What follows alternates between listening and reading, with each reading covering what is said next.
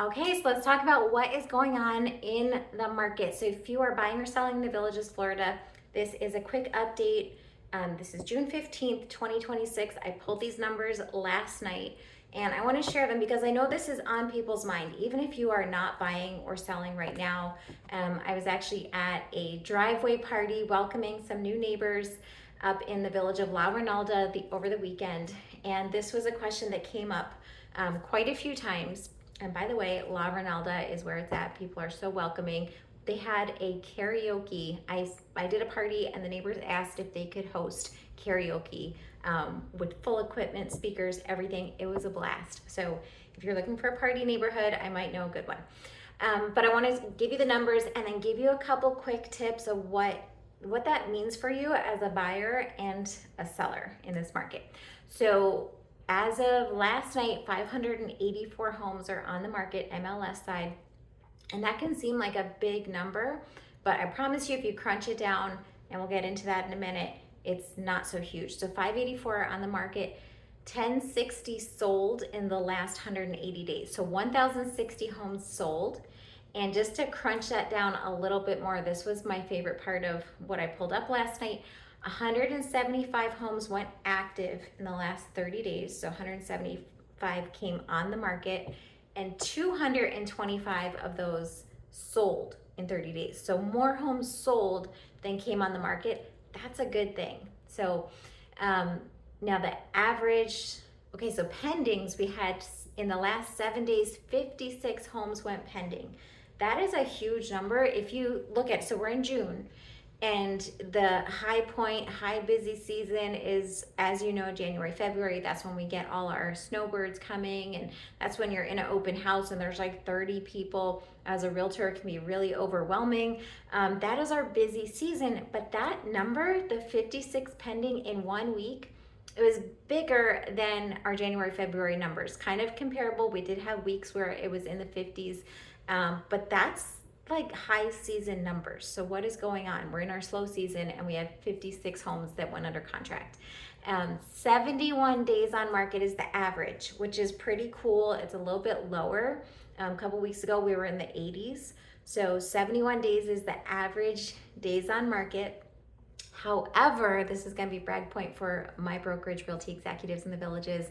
We are the #1 MLS broker and our days on market were 58. So how you're marketing does make a difference, how you're presenting. There's a lot of things that go into that. But 58 days on market for Realty Executives. The average sale price is $394. That fluctuates. That's usually kind of where we're at, but $393,443 is the average sale price. So basically $394,000. The average closing ratio is 97.4%, so it's up a little bit. So sellers are getting a little bit more of what they're asking for. But I want to give you this tip because I want you as a buyer, I want you to keep this in mind. A lot of buyers are coming here thinking, oh, this is buyer market right now, the buyer favor, and they're doing kind of silly things. Yes, overall, we have about 6 months of inventory. Again, depending on the style home, the neighborhood, there might be lots of factors in there. You might only have 3 months of inventory depending on what you're shopping for. But just say a broad generalization, we're about 6 months of inventory. So we are more in a buyer's favor. However, don't get silly because most smart sellers right now, they're not messing around. They're not jacking up the prices. Most agents are not, they're gonna present the facts, and of course it's up to the seller what they wanna list it for, but they're being pretty reasonable. So I don't want you to think as a buyer that you can kind of play around because you might miss out on the home that you're looking for. So I actually am working with really sweet buyers right now. They put in an offer on a house the other week. They did not get it, ended up going under contract really quickly with somebody else. And they came back and they called me and they said, Joanie, I wish we had listened to you. I wish we had just moved forward and actually bought it for, I actually got them at a good price. We got a good deal. We offered a price that was low.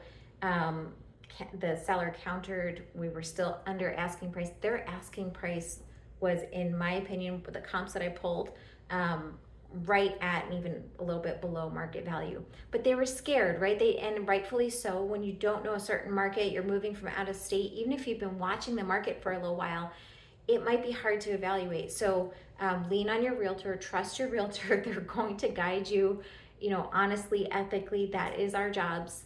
We're going to present the facts to you. Sit down and do a CMA right there together, right? Look at what else is going on in the market.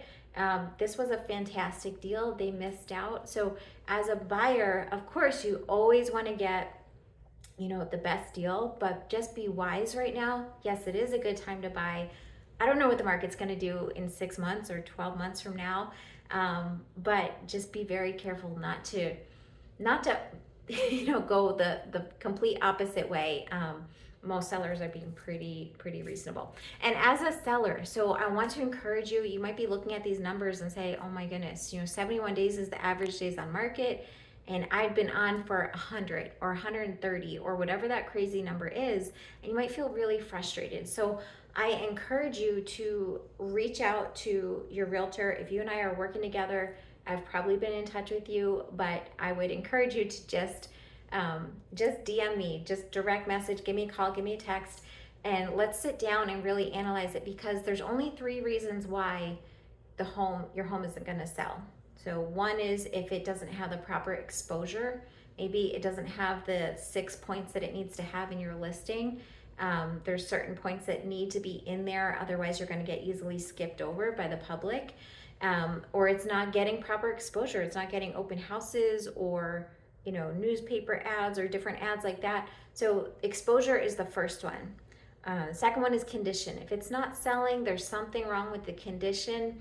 So look at the 3 main points that your buyers are looking at, and look beyond that. There's going to be some superficial ones that you can definitely, look at what your competition is selling. What kind of floors did they have? What kind of pretty points did they have in their home? And compare yours. Is it the same? Is it apples to apples? Is it not? So condition. And the third one is the main one, and this is always going to be the biggest one, is price. Even if you pulled the comps and you said this is where it's going to sell, we all know that the market can change very, very quickly, and you need to look at the whole market, because even in your tiny little, within your village, your buyers are looking, some of them are looking all throughout the villages. So you might have to expand your search, but lean on your realtor. Let's work together, sit down and go through it, because those comps can change very quickly. Maybe the original comps that, we sat down and did 3 months ago or 6 months ago, they have changed drastically. I had sellers earlier this year, very, very sweet, very, very good people. They of course wanted to list at a certain price up here. I told them, this is, of course, it's always up to you, but I said, this is where we're at. This is your range. Thankfully, I gave them all this data. They still trusted me enough to list with me. Even though another realtor had come along and said, oh yeah, this is definitely your price range. But the facts don't lie. You can look at the comps a million different ways, and at the end of the day, you're going to have to pass that appraisal. Funny story, I had an appraiser call me later on and ask how it appraised at the value. We basically got a really good price for the home, but we lowered the price. So we were up, they wanted to list at $580. I told them $520 to $545 was kind of the top that they should have been considering. And even that was pushing it. We listed up where they wanted to be, and then I showed them that the things had changed since we had come on the market. Their neighbor had a pool home right around the corner.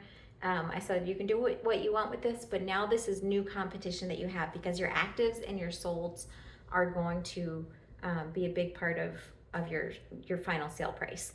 And they did listen. They considered that. They were like, no, we don't want to sit on the market. They dropped it a little bit, and boom, we got our buyer within, we were only on market less than 30 days. Could it have gone faster? Yes, but they did want to, and that's okay. If you really want to see, you want to test the market and see what will the market support. that's no problem. You can list it up here and see if you get any bites, but you're going to get a lot less people looking up there. So the facts are important, the numbers are important. Make sure that you analyze appropriately and reanalyze, because again, it really can change. So thank you so much for watching. If you are thinking of buying or selling in the Villages, Florida, I would love to see how I can help you. I will put my information in the chat here, or in the description, and you can email or text me, or just pick up the phone, give me a call. I'd love to see what your real estate goals are. Have an amazing day. Thank you for watching, and we'll talk soon.